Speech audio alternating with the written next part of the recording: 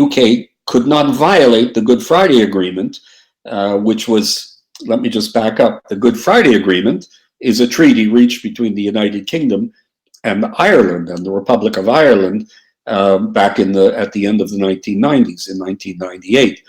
And this was the agreement that brought an end to the conflict in Northern Ireland, or at least confirmed the peace process in Ireland, and in particular in Northern Ireland. And so that's become one of the issues in the withdrawal of the UK, because in effect in the UK, nobody raised this when the famous referendum took place here, but had they raised the issue and people understood the issue, they would have realized that the UK cannot withdraw from the European Union. It's kind of locked into it because of the Good Friday Agreement. Because what the Good Friday Agreement does is opens the border between Ireland and the United Kingdom. And as long as Ireland remains in the EU, then that border has to remain open.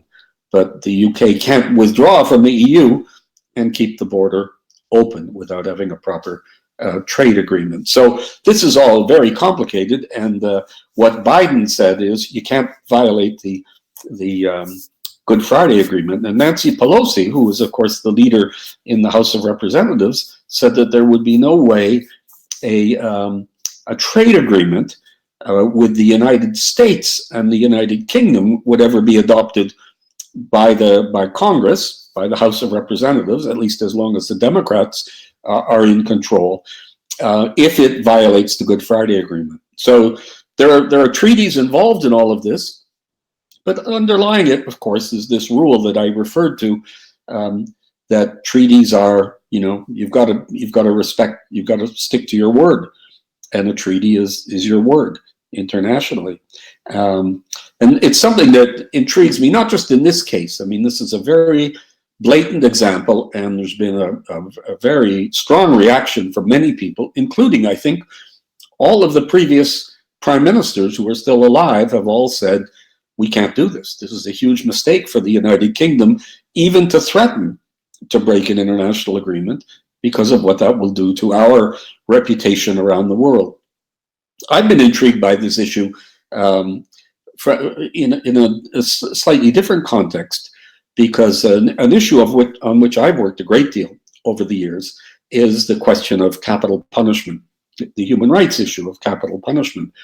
And one of the features of modern international law in the sphere of human rights is that we now have treaties whereby states abolish the death penalty as a treaty, not just in their domestic legislation, not just in their constitutions, not just by declaring that they won't execute people anymore, but actually ratifying a treaty whereby they agree not to violate, not to conduct executions, and not to restore the death penalty, which they have abolished before they adopt the treaty.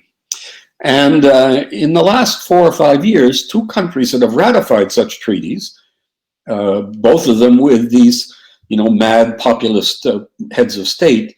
One of them is Turkey, where they have President Erdogan, and the other is the Philippines with President Duterte.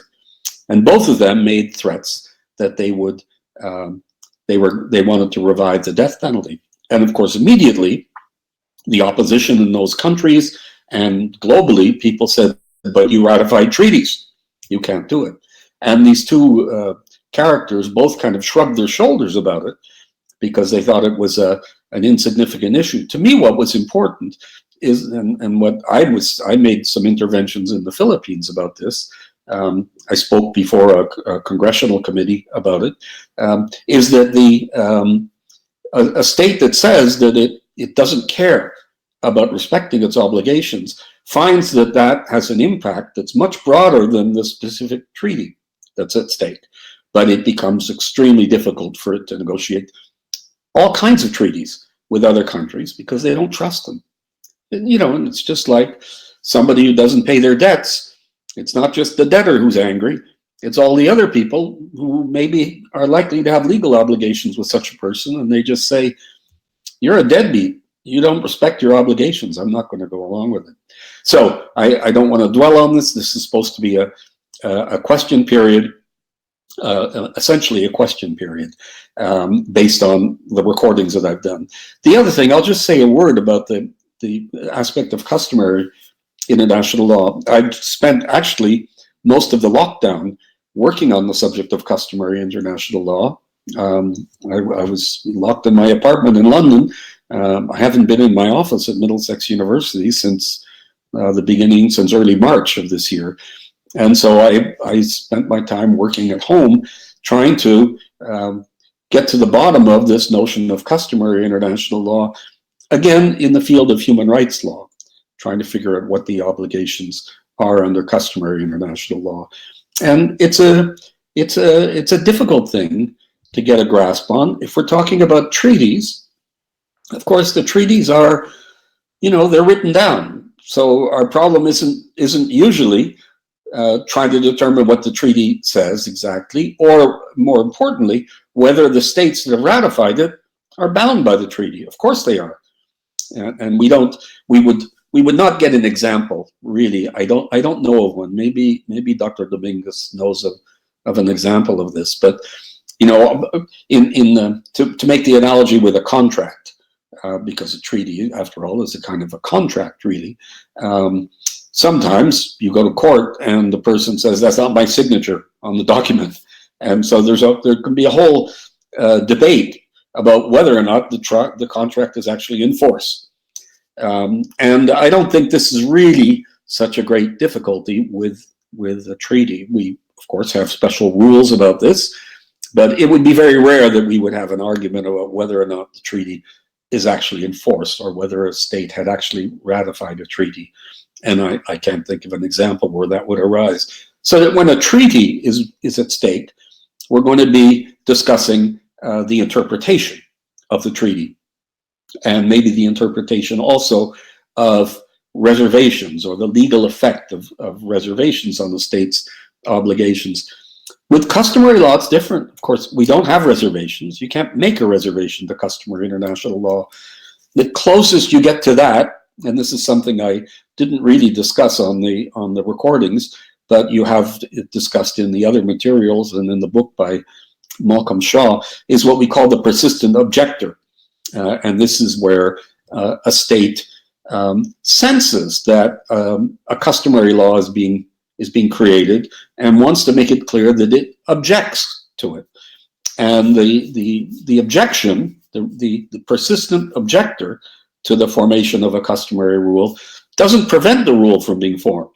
And that's significant because it confirms the fact we don't need unanimity to have a customary law. We don't need to have every state agree, but it does mean that the states that have persistently objected are not bound by it. And here I actually have a very good recent example of this, once again from my area of interest, which is capital punishment.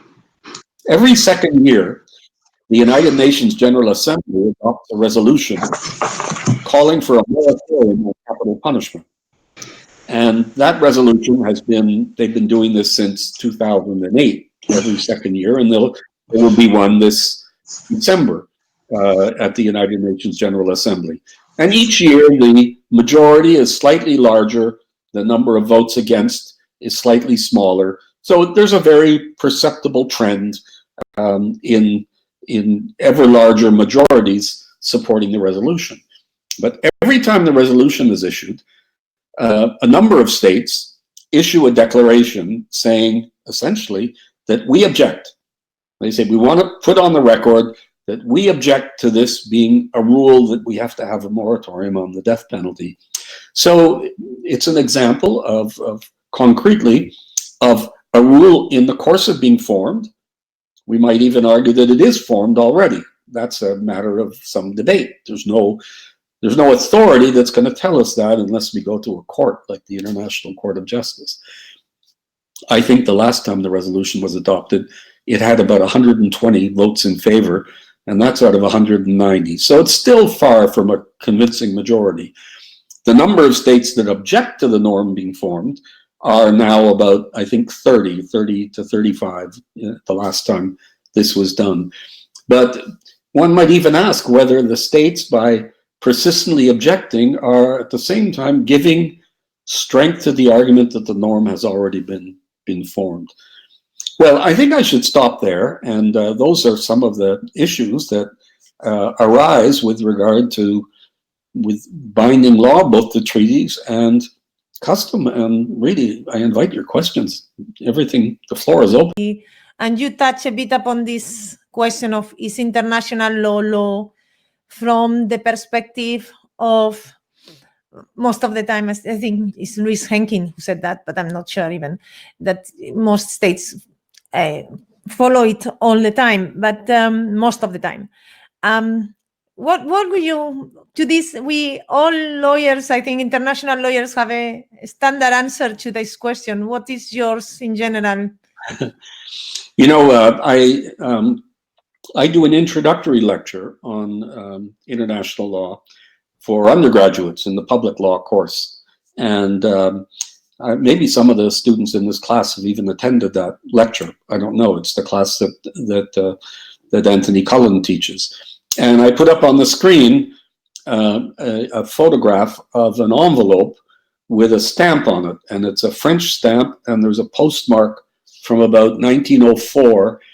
And there's an address in Scotland, and it's being sent somewhere in Scotland. And the postmark says a town in Algeria, using the old French name for the town that is no longer the name, even because the names were changed when Algeria became independent. And so I asked students to explain what's going on, what this envelope is. And of course, the message that I want to communicate is that this is an exercise in international law, because what's happening is somebody has bought the stamp in Algeria and put it on an envelope and put the name put an address in Scotland, and the thing is going to be delivered in Scotland. And how is the Scottish postman going to be paid for it? Who's going to pay, the salary? Well, how does that work? And of course, it's a treaty. There is a very important treaty called the Postal Treaty. That is one of the older treaties. There's been a postal treaty in effect since the middle of the 19th century. And it's a way of, first of all, of showing why all states have an interest in being party to that treaty. Basically every country is a party to it. And that it's not about settling matters of great tension. It's not like it's a treaty about non-aggression or a treaty about where they're trying to resolve trade issues and everything between them. It's just something that makes common sense, and it's what we need in the world to get along, is to have rules like this. There are also treaties on things like road signs, which is why you can get on a plane and go anywhere in the world, and you may not be able to read the language, but when you're driving a car and you come to an intersection, you will see an octagonal red sign. May have some words on it, but you don't need to know the words when you see an octagonal red sign at an intersection. It means stop. And that's international law at work. And there are treaties governing it. Or perhaps there are states that aren't parties to the treaties, and they're doing it as a matter of custom. So I think that, what's important to understand about international law is there's a huge amount of it working in the background that's really not controversial, and that is just necessary for the functioning of an increasingly global society. And it's becoming more and more important to do this. Whereas, 50, 100, 150 years ago, there was less need for this sort of thing. I think we have a question now, so I really want to answer questions from, it was a question from you, Elvira, but Yeah. I know. Yeah. Syed, I think you wanted to ask something. Can you unmute yourself without problem, or I have to try to rescue this? Syed? You had a question. I see your hand there. All starting international law for the first time. Bill, is there anything you will say to someone who is starting engaging with the discipline about how to approach it, or how you see it as a career, or what will you say to someone who's just starting with it? You know, I think it's still probably the case at most law schools that an international law course is not a mandatory course. I think there are a lot of law students, I'm talking around the world, who graduate with law degrees and never have studied international law at all. I think there are probably more who are doing it today than there were, say, 15 years ago or 30 years ago. I think there's an increase in the number of students who are taking it. But I think it's still largely viewed by students as something that is not going to be very relevant or relevant at all to the law that they're going to practice, because law is so jurisdiction specific. And there's a view that if you're going to be working as a solicitor in Hendon for the rest of your life, you're not really going to need to know anything about international law. You know, it's probably true that there are lots of solicitors in Hendon who have gone through their careers and never had to do anything about to do with international law. But I think that is changing, first of all, that international law is increasingly important. And people look to you, maybe some of you as students have already encountered this when you have something like last week saying in the paper, you know, the UK is violating international law. Maybe your parents or your friends say, is that true? You know, what is that? So there's an aspect of people who are legal professionals should know something about international law. The other thing is that it's increasingly likely that some of you will be doing this professionally, that you will actually find that you do need to know something about international law. And you know, there are careers to be made there. The UK is a center for it. And the leading international lawyers, I mean, London probably has more practicing international lawyers than any other city in the world. So it's a niche, of course, in a way, but the legal community here in London has done very, very well because they're very active and engaged in practicing international law.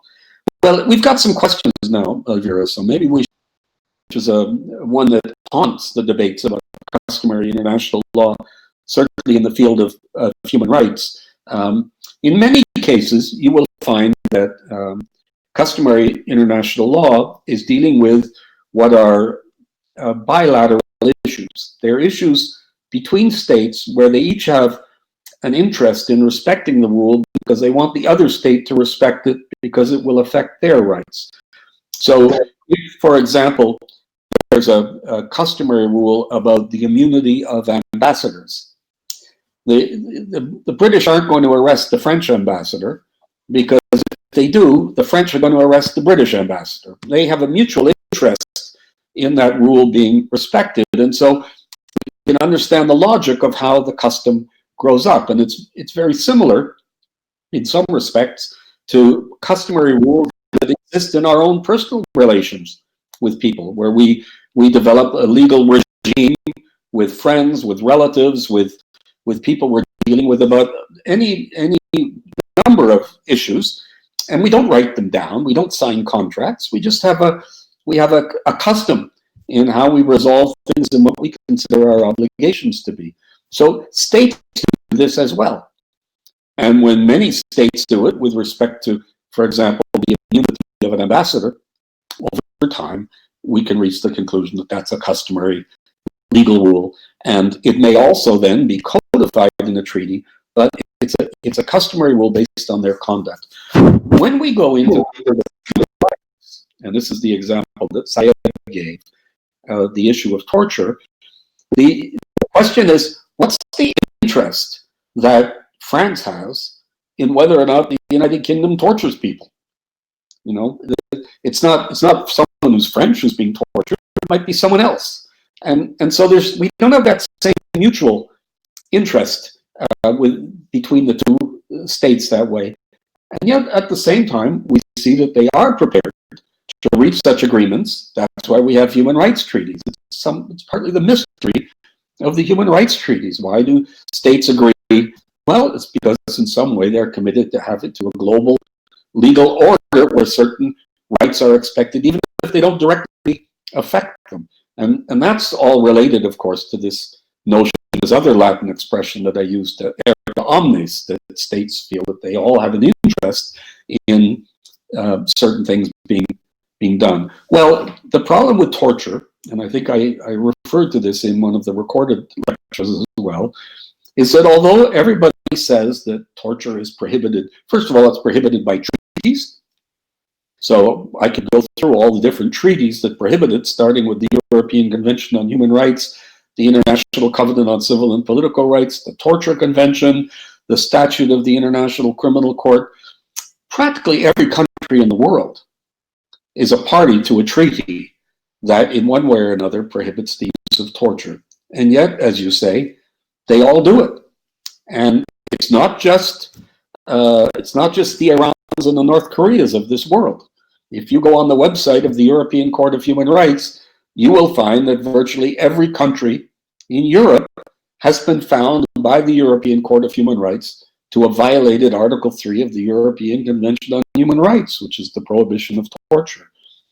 So it's one of those things where you have to say, well, how can you have a customary rule when states do something, say something and do something else? Well, the courts have addressed this problem. And basically the conclusion is that they are actually insisting that something is prohibited. They are, by and large, respecting the rule. And you cannot dispute the existence of a customary rule because there's a violation. It would be like saying, is there a customary rule in human society that we respect the lives of others and we don't murder them? Yes. So then how do you explain the fact that people get murdered? Well, sometimes people violate the rule, that's all. And the International Court of Justice has approached it this way. So it said that the fact that states may violate the rule from time to time doesn't prove that the rule doesn't exist. So this is how we've addressed this. And of course, the example I gave at the European Court of Human Rights, there you've got states that it's not just a customary rule, it's in the treaty. There we're talking at the European Court of Human Rights about the respect for a treaty, and every state in Europe says, we do not torture, we do not impose inhuman or degrading treatment or punishment. And yet we find that in one way or another, almost all of them have at some point violated the rule. But the violation doesn't disprove the existence of the rule. Yeah, Joanna has asked about the this notion of jus cogens, which is a kind of an overarching rule. You know, we might use the English term if you're uncomfortable with the Latin. If you could all react to me, I would ask you to show hands how many of you studied Latin at school, but probably none of you did. Jus cogens, we say, or jus cogens, sometimes people say. But the English, we have a perfectly good English formulation for it as well, peremptory norms. And it's the idea that there are superior rules. It's sometimes presented by people as kind of a super custom, that these are super customary rules. But actually, I think it's probably not entirely accurate to think of them as being either custom or treaty laws. It's something different. And they are rules of fundamental importance. The International Law Commission, which is a very important body in the United Nations for the study and development of international law, prepared a list in its report last August. And if you Google, you can find it. You use International Law Commission, jus cogens, and you'll find the materials.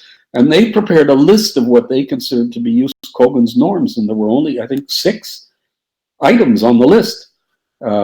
Racial discrimination. It said racial discrimination and apartheid, the prohibition of torture, the prohibition of slavery. The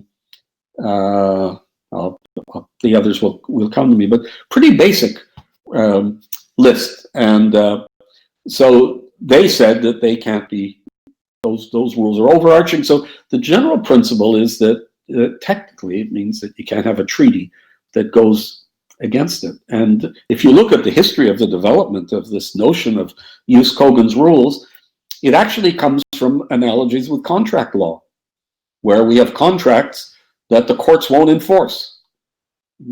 Two people can make a perfectly good agreement with each other, but the courts won't enforce it because they'll say that the contract is against public policy or public order. And I think all legal systems have this. I didn't study contract law under common law, so many of you may know better than I do even how this works. But I know that in civil law, which was what I was trained in at law school, we have a rule that the courts won't enforce a contract that is against public policy. And I think the examples they give are like a contract for slavery. Could you make a contract to be a slave with somebody? Sign an agreement, I will be your slave for the rest of my life. You could make a contract, and the two of you could respect it, I suppose. But if one of you violated it and you went to court, the judge would say, I'm sorry, I'm not going to enforce that contract because it's against public policy. So that initially was the idea of jus cogens, but it's become something much more, it's evolved over the years in where it's just treated as something that's like a sacred, overarching category. And Joanna, you ask what kind of punishment a country can be faced with if it violates the rule. Well, if you can get it into court, you could get a judgment against it, which could involve an obligation to pay a lot of money. So the International Court of Justice has so far been very reluctant to say that a state violated a rule of jus cogens. But I guess they did in a case about 10 years ago between Belgium and Senegal, where they said that Senegal's refusal to put on trial a dictator who was on their territory, a former dictator of Chad, violated the prohibition of torture.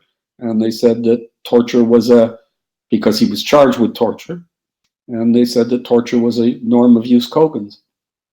So theoretically that could happen, but I don't think we'll find an example of a court saying that a country made a standalone violation of a jus cogens rule and therefore is condemned by the court, which, as I say, can involve having to pay substantial sums of money, give up territory, whatever. I mean, anything's possible.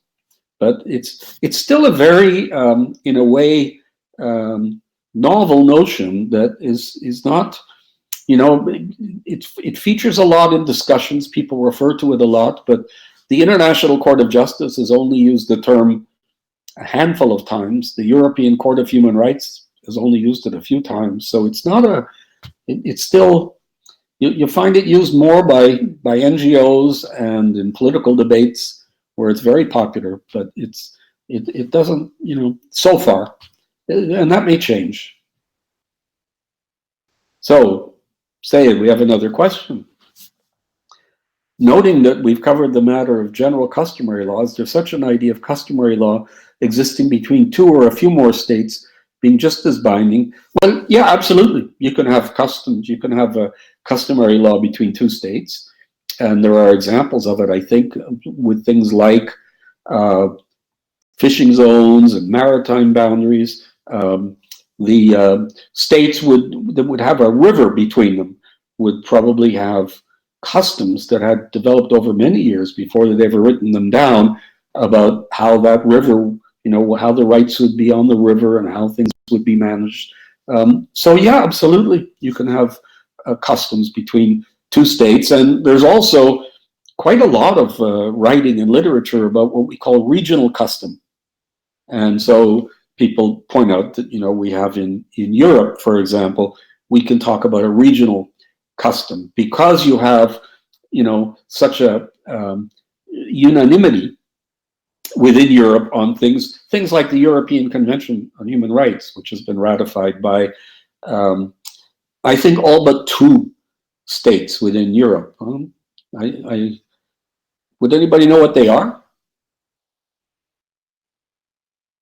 Can someone tell me what the two states are? No one dares. Well, I'll tell you, the obvious one, which everybody knows, is Belarus. Belarus is not a member of the Council of Europe. There's one other state in Europe that's not a member of the Council of Europe, and that's not so well known. But I'll tell you, it's what we call the Holy See in international law, or the Vatican, which is a kind of a pseudo-state landlocked inside Rome, and it's not a member of the Council of Europe either. And now the real £64,000 question is, why isn't the Vatican in the Holy See? Why isn't the Vatican a member of the Council of Europe? Because it's ratified a lot of human rights treaties, and the reason it isn't is because of the requirement that you have to be a democracy to be in the Council of Europe. And the Holy See, you know, having a bunch of old men sitting around in a room and voting and having a puff of smoke come out the chimney to elect the head of state doesn't meet the terms of the Council of Europe. So it's not a member either. But yeah, it's very common to talk about regional custom in Europe, also in South America. And there's case law from the European Court of Human Rights about a regional custom there. So yeah, absolutely.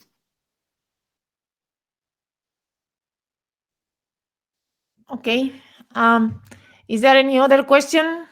If you don't have more questions, I think just invite you, if you haven't already, to watch the videos that Professor Schabas did for us. And I think just we will leave it here. And thank you very much for coming. If don't forget that we'll have another session soon with him about subjects of international law. And just thank you again. I will stop here for 10 minutes and then